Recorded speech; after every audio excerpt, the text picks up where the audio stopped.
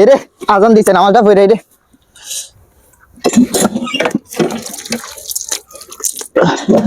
কি করতেছে এগুলা, কি করতেছে? হ্যাঁ হ্যাঁ ভাই, আপনি কি করতেছেন?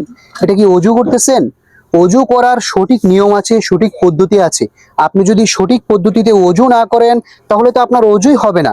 অজুতে কিন্তু 4টি ফরজ আছে, আমরা অনেকেই জানি না। আমি আজকে প্র্যাকটিক্যাল নিয়মে অজুটি দেখিয়ে দিব কিভাবে অজু করবেন, তাহলে ওই নিয়মে অজু করলে আপনার অজুটি সহি এবং শুদ্ধ হবে। আপনি একটু চাপ দেন, আমি অজু করতেছি, দেখেন কিভাবে অজু করতে হয়, খেয়াল করুন।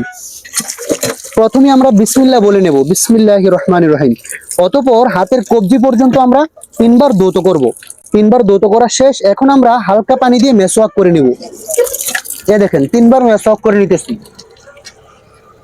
মেসওয়াক করা শেষ। এখন আমরা কুলি করব 3বার। 2বার, 3বার। মনে রাখবেন, রমজান ছাড়া আপনারা গড়গড়া সহকারে কুলি করবেন, আর রমজানের রোজা অবস্থায় গড়গড়া করা যাবে না। এখন কিন্তু নাকে পানি দিতে হবে। হুজুর নাকেও কি 3বার পানি দেওয়া লাগে? হ্যাঁ হ্যাঁ, নাকে আগে তো 3বার। হুজুর আমি 2বার পানি দিয়ে দিতাম। না না, নাকি 3বার পানি দেওয়া হচ্ছে সুন্নত। এই দেখো, একবার পানি দিয়ে পরিষ্কার করলাম, আবার পানি দিয়ে পরিষ্কার করলাম, আবার পানি দিয়ে ভালো করে পরিষ্কার করে দিলাম। এখন আমরা সমস্ত মুখমণ্ডল 3বার ধৌত করব। দেখো, এই যে প্রথম পানি নিলাম, সমস্ত মুখমণ্ডল ভালো করে ধৌত করলাম। এটা কিন্তু একবার ধৌত করা ফরজ, আর 3বার ধৌত করা সুন্নত। আবার একটু পানি নিব, এই দেখো, এবার আবার ধৌত করে দিলাম সুন্দর করে, একেবারে এই চুলের গোড়া থেকে থুতনি পর্যন্ত, এক কানের লতি থেকে অপর কানের লতি পর্যন্ত সম্পূর্ণ মুখমণ্ডল। আবার একটু পানি নিব এবং আবার একটু ধৌত করে দেব।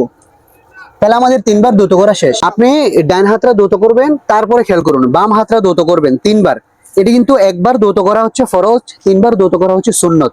তারপরে মাথা মাসে করবেন। দেখেন, মাথা মাসের একটা নিয়ম আছে, এটা ধরেন, এই যে এখানে 3 আঙ্গুল, এখানে 3 আঙ্গুল, 6 আঙ্গুল দ্বারা এইভাবে টান দিবেন, এভাবে একটা টান দিবেন, আবার আস্তে করে চাপ দিবেন। মাথা মাসে শেষ। এবার কান মাসে করবেন এইভাবে, 2 আঙ্গুল দ্বারা ভিতরে সুন্দর করে একেবারে চিপা চুপা গুলো সহ পরিষ্কার করে দিবেন।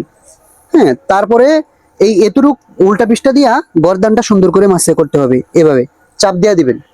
তারপরে কি করবেন, এই টাকনু পর্যন্ত 3বার ধৌত করবেন, বাম পায়ের টাকনু পর্যন্ত 3বার ধৌত করবেন।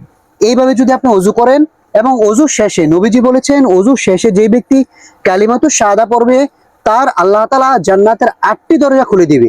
আশহাদু আল্লা ইলাহা ইল্লাল্লাহ ওয়াহদাহু লা শারীকা লা ওয়া আশহাদু আন্না মুহাম্মাদান আবদুহু ওয়া রাসূলুহু।